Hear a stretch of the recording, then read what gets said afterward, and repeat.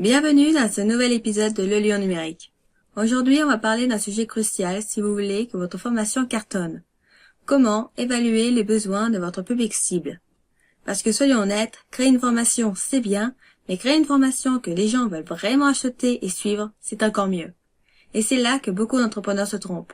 Ils partent de leur propre idée sans vraiment vérifier si leur audience en a besoin. Et au final, le risque est d'avoir peu d'inscriptions, des ventes qui peinent à décoller et cette fameuse impression d'avoir travaillé pour rien. Si vous voulez éviter cela, cet épisode est fait pour vous. Tout d'abord, pourquoi est-ce essentiel de bien comprendre son public cible? Quand on parle de formation en ligne, l'une des plus grosses erreurs que je vois, c'est de créer une formation sur un sujet qui nous passionne sans vérifier si c'est aussi le cas pour notre audience. Vous pouvez avoir les meilleures compétences du monde et proposer un contenu qualitatif. Si personne ne ressent le besoin urgent d'acheter votre formation, elle ne se vendra pas. Et ce n'est pas une question de qualité, mais d'alignement. Une formation qui fonctionne, c'est une formation qui va résoudre un problème précis que les gens ont envie de résoudre. J'ai vu tellement d'entrepreneurs passer des mois à créer une formation pour ensuite se rendre compte que personne ne l'achète. Et c'est frustrant parce qu'ils avaient vraiment mis tout leur cœur dedans. À l'inverse, il y a ceux qui prennent le temps d'écouter leur audience, d'analyser leurs besoins et de tester leur idée avant de la développer. Ceux-là, ils réussissent bien plus vite. Ils savent qu'ils répondent à un vrai problème et n'ont pas besoin de forcer la vente, parce que leur offre s'impose naturellement comme une solution évidente. Alors, concrètement, comment pouvez-vous savoir ce dont votre public a besoin? D'abord, en écoutant. Cela peut sembler basique, mais beaucoup d'entrepreneurs ne prennent pas le temps d'aller voir ce que leur audience a réellement besoin. Vous avez des trésors d'informations dans les commentaires, dans les messages privés, dans les groupes Facebook, sur Instagram, sur LinkedIn, bref, partout où votre audience s'exprime. Il existe forcément déjà des avis de personnes qui se posent des questions ou qui ont exprimé leur frustration. Votre travail, c'est d'aller capter ces informations. Ensuite, ne sous-estimez pas le pouvoir de poser directement la question à votre audience. Faites des sondages, publiez des stories interactives sur Instagram, posez une question en post et regardez les réponses. Vous pouvez aussi proposer des appels découvertes gratuits pour discuter avec des personnes de votre cible et identifier leurs blocages. En discutant directement avec elles, vous allez capter des nuances que vous ne trouverez pas juste en observant. Vous pouvez aussi utiliser des outils pour analyser les tendances. Regardez ce qui fonctionne le mieux dans votre domaine. Quels sont les articles les plus lus, les vidéos les plus visionnées, les sujets qui reviennent sur Google? Il existe plein d'outils qui peuvent vous donner des idées précieuses de ce que recherche réellement votre cible. Plus vous allez croiser ces différentes ressources, plus vous aurez une vision claire des besoins de votre public. Une autre méthode efficace consiste à analyser ce qui fonctionne déjà sur le marché. Alors, attention, cela ne veut pas dire copier ce que font déjà les autres, mais au contraire, comprendre ce qui marche et savoir identifier le pourquoi. Regardez les formations qui se vendent dans votre secteur. Lisez les avis clients, surtout les avis négatifs, parce qu'en fait, ils vont révéler souvent ce qui va manquer dans l'offre actuelle. Si vous remarquez que plusieurs personnes disent, par exemple, « J'ai acheté cette formation, mais elle était trop théorique, je voulais plus d'exemples concrets », en fait, cela va vous donner une indication précieuse sur ce que vous pouvez apporter en plus.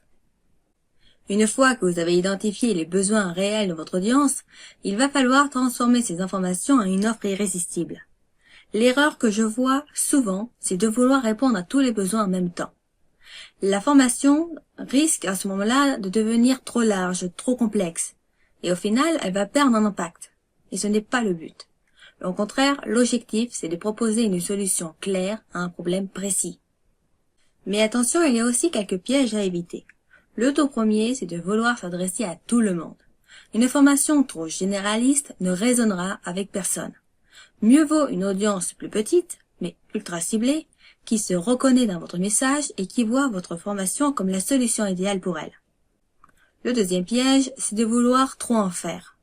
J'ai vu des entrepreneurs créer des programmes de 50 modules très détaillés et au final, leur clientèle abandonnait en cours de route parce que justement c'était trop lourd. La simplicité, c'est la clé. Et dernier piège, c'est de se fier uniquement à son ressenti. Même si vous êtes convaincu que votre idée est bonne, validez-la toujours auprès de votre audience avant de vous lancer. À ce stade, je sais qu'il y en a parmi vous qui se disent « Oui, mais je ne suis pas sûr d'avoir assez d'informations. Oui, mais j'ai peur de ne pas être légitime. Oui, mais il y a déjà plein de formations sur mon sujet. » Stop. Si vous attendez d'avoir toutes les réponses avant d'agir, vous ne ferez jamais rien. Le perfectionnisme est l'un des pires pièges dans lesquels vous pouvez tomber. Il vous fait croire que vous devez tout savoir avant de vous lancer, alors que c'est l'action qui va vous apporter la clarté. Ensuite, il y a la comparaison. Vous voyez d'autres entrepreneurs proposer des formations similaires et vous vous dites que vous arrivez trop tard. Mais il n'y a pas de saturation si vous apportez votre propre approche. Ce qui fait la différence, voyez-vous, ce n'est pas juste le sujet, c'est la façon dont vous allez le transmettre. Enfin, il est difficile de ne pas parler de la peur de ne pas être légitime. Rappelez-vous que vous n'avez pas besoin d'être l'expert ultime pour aider quelqu'un. Vous avez juste besoin d'avoir quelques étapes d'avance sur votre audience. Ce qui compte, c'est votre capacité à les guider et à leur apporter une solution. Une fois que vous avez bien identifié les besoins de votre audience, l'étape suivante est de transmettre ça en une formation qui répond à leurs attentes. Ne vous précipitez pas à créer tout le programme de A à Z. Commencez par tester votre idée. Vous pouvez proposer un mini-produit, une masterclass ou encore un accompagnement individuel pour valider votre concept. Observez les retours, ajustez si nécessaire, et une fois que vous avez cette validation, là, vous pouvez structurer votre formation complète. Une autre approche très efficace est de lancer une version bêta. Au lieu d'attendre que tout soit parfait, vous allez proposer à un premier groupe test de tester votre formation en échange d'un tarif réduit et de feedback. C'est gagnant-gagnant. Vos élèves bénéficient d'un accompagnement plus accessible et vous affinez votre programme en fonction de retours réels. Donc, si vous voulez que votre formation fonctionne, ne faites pas l'erreur de partir d'une simple idée sans vérifier qu'elle réponde à un besoin réel. Prenez le temps d'écouter votre audience, posez des questions, analysez les tendances et surtout, passez à l'action. Ne restez pas bloqué dans la réflexion éternellement. Et voilà, nous arrivons à la fin de cet épisode. J'espère qu'il vous a plu. Pour aider à faire connaître cet épisode, n'hésitez pas à laisser un pouce bleu, à le partager et à laisser un commentaire. Dites-moi ce que vous avez pensé du sujet du jour, si cela vous a été utile et pourquoi. Votre soutien est précieux et m'aide énormément à développer et améliorer ce format. Un petit commentaire peut faire toute la différence.